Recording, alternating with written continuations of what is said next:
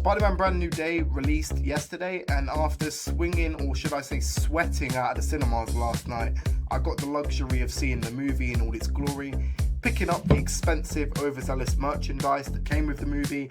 I was enough of a schmuck to buy, or who knows if any of you guys bought it as well. I'm not alone in that department. We're all the amazing schmucks, Spider-Man schmucks.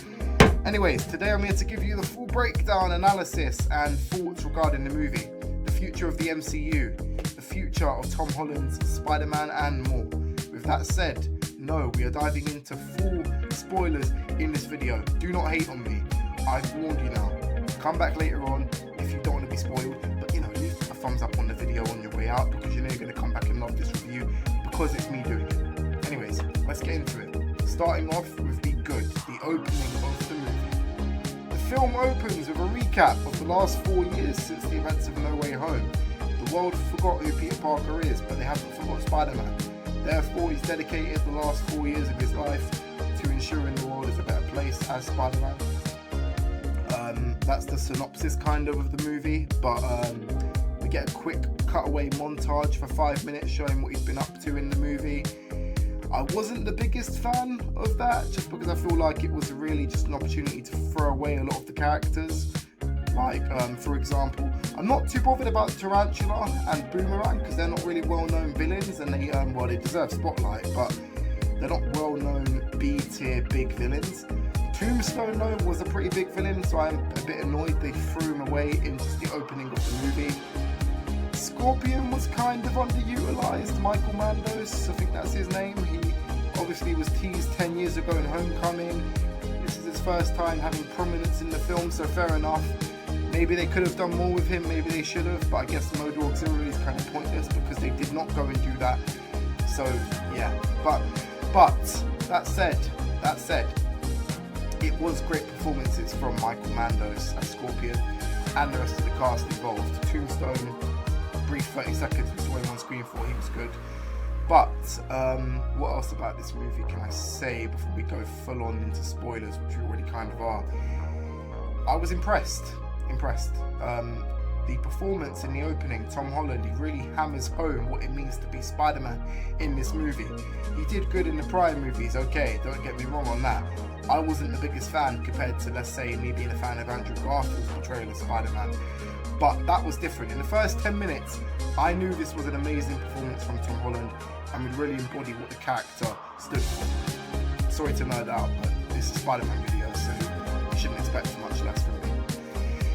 But with that said and out of the way, we then dive into kind of the core concepts of the movie, such as being alone. Peter, like I said earlier, is alone completely in this movie. He's got no one to refer and relate to, which is pretty sad. I mean, this is easily, Tom Holland said it's the most depressing Spider-Man movie he's done yet. I don't know about the most depressing in general, but it's up there. It's definitely up there.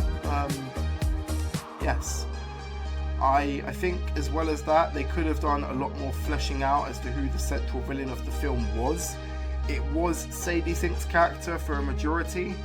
I won't say who Sadie Sink's character is yet for another minute, but they change it at the end a little bit. So you start off the film with this ambiguous kind of feeling. You don't know who the main antagonist is. It jumps from person to person. Then it's revealed to be Sadie Sink. Then later on, towards the final act of the movie, it's actually not Sadie Sink, which was kind of predictable.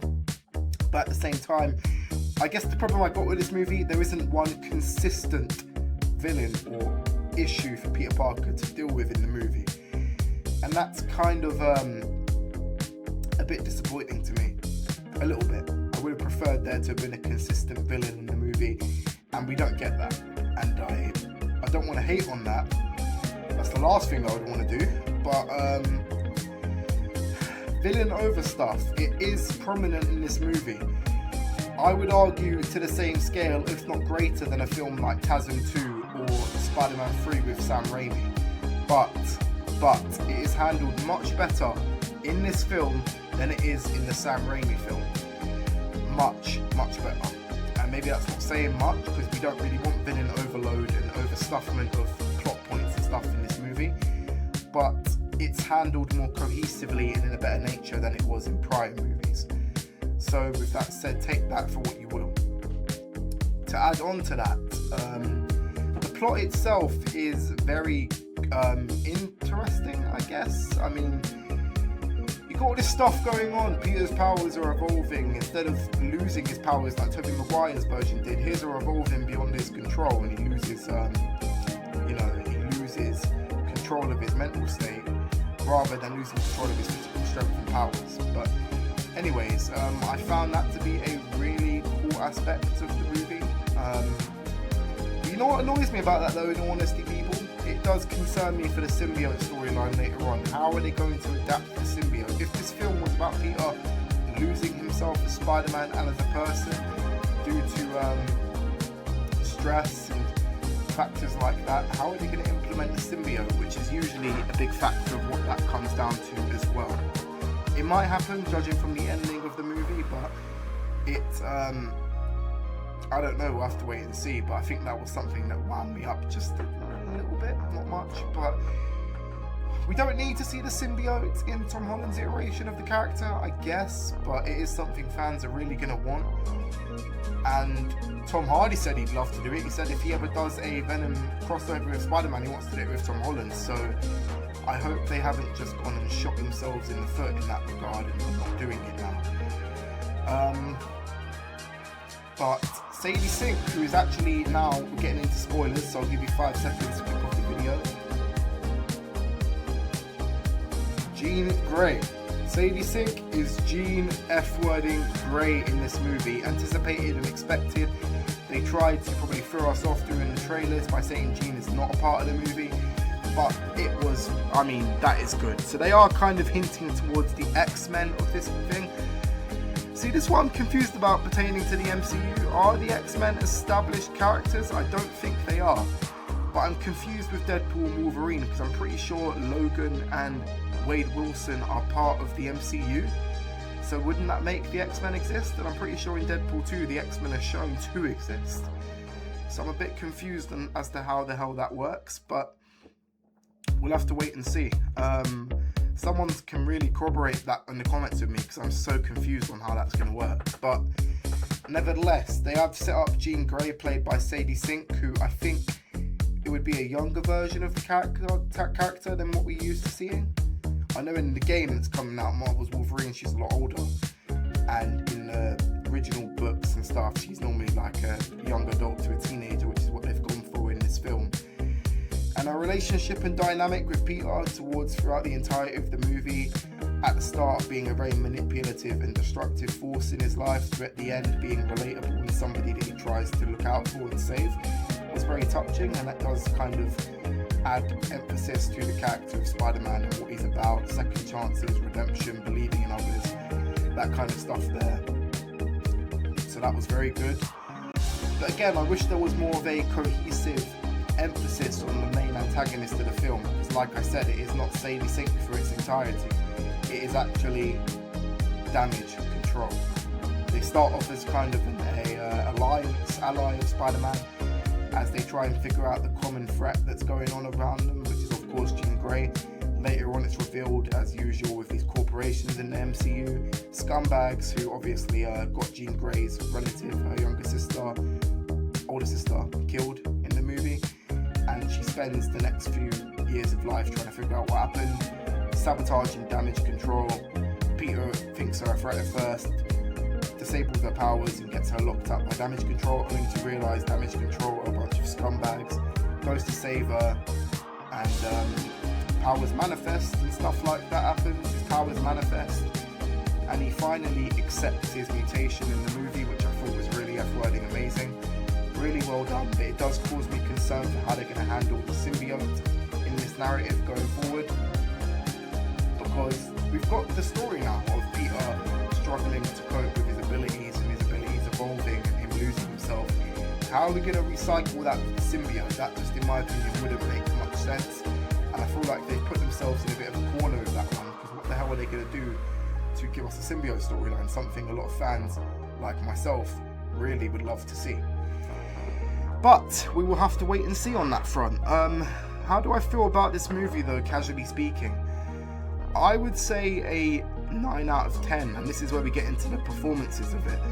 Tom Holland, said enough about him, but this is his best performance in the films by far. Jon Bernthal as Punisher, fantastic. Let me tell you something. Sorry to be funny with that line from him. To be quite frank with you, he does absolutely fantastic. Frank Castle, to be quite frank with you, is fantastic in this film as the Punisher. Does everything you'd expect him to do. You would believe the guy from One Last Kill and the Daredevil series and his own show from the 18 rated violent as hell show came onto the set of Brand New Day and it was the same person. That's how good it is and believable it is. Sure, they toned down his violence, but the foundation and the character is still there. The ending, oh my god. Oh yeah, Frank is my favourite character in this movie, without a doubt. I wish he was more prominent and appeared more in the movie, but when he did appear, it was insane. Jon Bernthal, shout out to Jon Bernthal in the comments, people.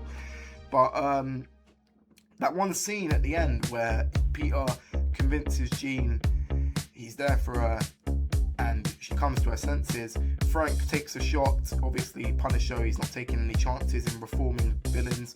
He tries to shoot Jean Grey. Peter, enhanced senses the bullet, jumps in front of her and takes a shot. You think he's bleeding out and he's going to die. I don't know if they were trying to copy the events of Marvel Spider-Man 2 where Peter died and got the symbiote. Spoiler for the game. Nevertheless, that isn't what happens because Jean redeems herself by saving his life with her telekinetic abilities.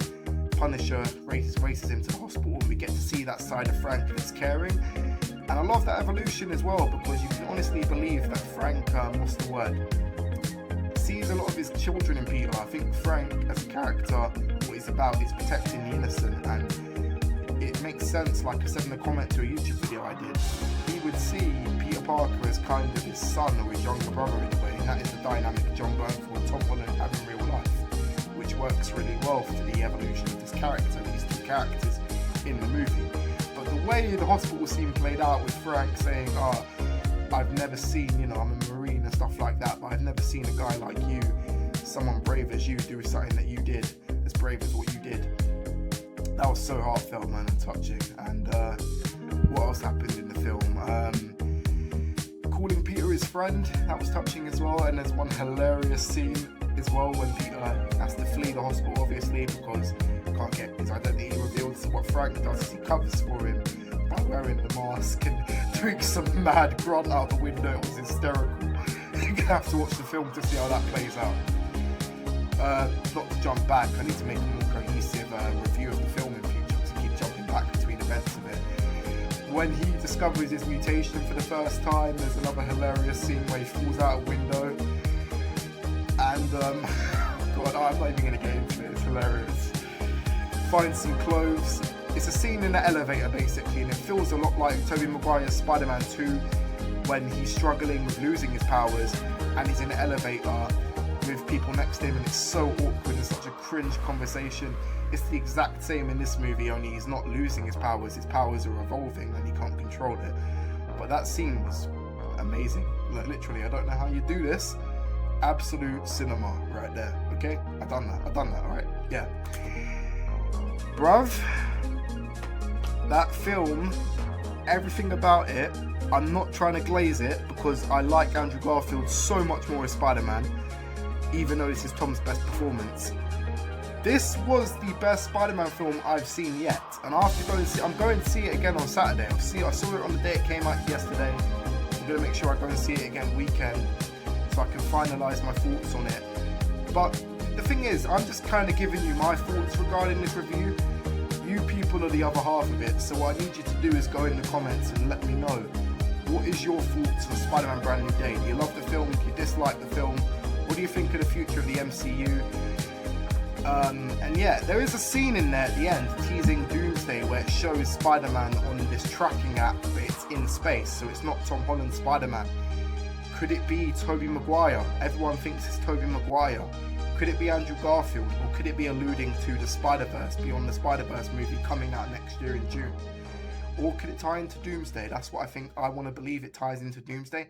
Maybe we'll see Tobey in Doomsday. Hopefully, contrary to the leaks, he doesn't get killed off in the first 5 minutes of the movie. That would suck. But yeah, I don't think we're not going to see Tom in the movie. I know that much already because he would have appeared along with the rest of the cast in the advertising for Doomsday had it been that he was going to be in the film. It's not him. It could be Andrew or Toby though. That would be fun. What if, I don't want to get my tinfoil hat on because I hate that I put it on for Daredevil when he didn't even appear in the film. That annoyed me to the brim. How on earth do you not even acknowledge Charlie Cox in the movie at all as Daredevil? You could have said, Matt Murdock's in jail. The symbol of the city. Spider-Man's now this. He's taken over as the symbol of the city. We don't get a mere reference to Daredevil in this film. A mere reference to the second best MCU hero of all time, in my opinion. Where is Matt Murdock? You're going to see him in season 3 of the show, of course, but come off it. You've got Daredevil in there. You've got Spider-Man in there. Sorry, you've got Punisher in there. You've got Spider-Man in there. Where is Daredevil, people? I know we're going to see him in season 3, but a mere reference would have gone a long way. I would be less upset if he wasn't given a mere reference. All you had to do was reference him. Peter could have been like, oh man, it's not fair.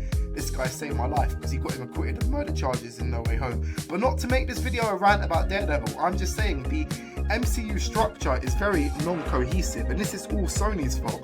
Blame Avi Arad, or is it Avi Arad's fault? I don't know. But whoever is putting a leash on Spider-Man at Sony and stopping him from appearing in these TV shows, and even having references to other MCU shows in his movie, it sucks. Trying to build a cohesive world, and it all feels like every single project takes place in a different continuity. It bloody sucks. It sucks. You've got to do better than that. Like, Sony got to give up the rights. I mean, okay, make Marvel Spider-Man 3. Best video game yet, I'm calling it. Make Beyond the Spider-Verse. Great conclusion to that franchise that I love as well. And then give the rights back to Disney. They're all going to know what to do with it. Make Spider-Man expanded and enhanced. Literally. Do it. Do it. Do it, Sony. Do it, Marvel. Feige. Come on. Oh, that rant felt good.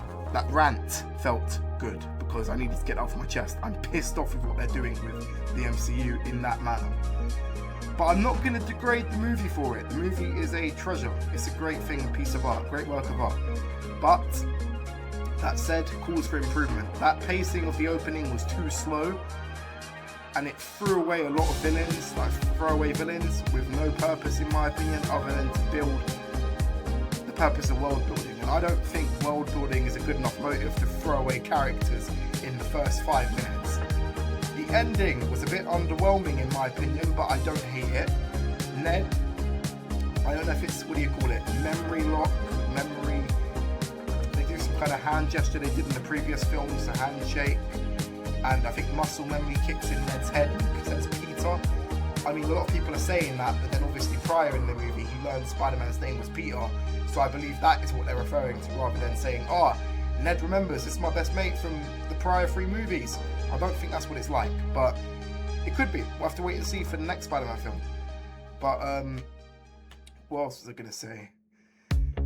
Yeah, I feel like the ending of No Way Home was a bit undermined, because Ned and MJ should not have remembered under any circumstance who Peter was, or even been given a hint. I don't even think they should have been focused on in this movie. Maybe, I mean, they have to have been focused on because it's a part of Peter recovering and showing the loss that he has with his friends. He hasn't got anyone in his life. But at the same time, I feel like they could have moved on to a new cast. I get it, Tom and Zendaya are together, so, and I like that. Zendaya's performance in the movie is amazing. I like that they work so well together, just like I like how John Bernthal and Tom Holland work really well together because they're really well acquainted in real life. So yeah, I like that. And Jacob, what's his surname? This is not a diss to you, by the way, bro. Ned, I don't mean it. I forgot your surname, but you are fantastic as Ned in the movie. But honestly, I just think, why couldn't we have thrown Harry Osborn into this movie? Just saying. Or Genki Lee. I think we should have gone the route of putting Miles Morales in this movie, and because it will show Will it not show Peter in college? Will it not show him in college at this point? I think that's what they should have done. They skipped over his college years, but they could have easily shown him meeting up with Miles Morales in those 4 years, but still missing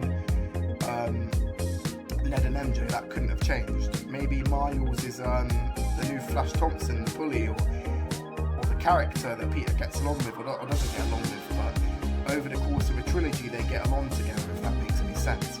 What I don't want is if they're going to incorporate Miles Morales, they do it in the final movie and say, he's the new Spider-Man. That's not going to do crap in my opinion. That will be a really, really rubbish plot point if they go ahead and go down that route. But with that said and out of the way, there was heartbreaking scenes in this movie. MJ saying to Peter after finding out the truth, finding the letter he wrote, declaring that he used to know her and he misses her, and he had to tell the world to forget. He had to make the world forget who he was. She says, "I don't love you. I don't even know you." That's pretty rough indeed. You can see the facial expressions of Tom Holland. He is upset as hell when he hears that, and it's rightly so. But yeah, it's mad. Like, rightly so. Peter Parker the facial expressions are on point. Tom Holland is on point. The less usage of CGI on the suit is on point. Sure, there's emotional expressions in the lenses, as there should be in these movies. That's the one good thing about the John Watts trilogy, in my opinion, as well as obviously the casting of Tom Holland. His casting throughout the films was perfect, just not the performance until this last movie, the last 2 movies. That's been on point now. But yeah, Spider-Man Brand New Day. If I had to rate this film out of 10, I will go with a 9 out of 10 on a good day. On a bad day, a 7.5 out of 10, which might be a lot lower, but it's only because I'm a little bit bummed out about the lack of cohesiveness to the main MCU, and the opening really bummed me out. But besides that, this is objectively speaking, visually, the best Spider-Man film we've got so far, and subjectively, in a lot of people's minds, sometimes even my own, and it's only been a day since it came out, the best Spider-Man film of all time.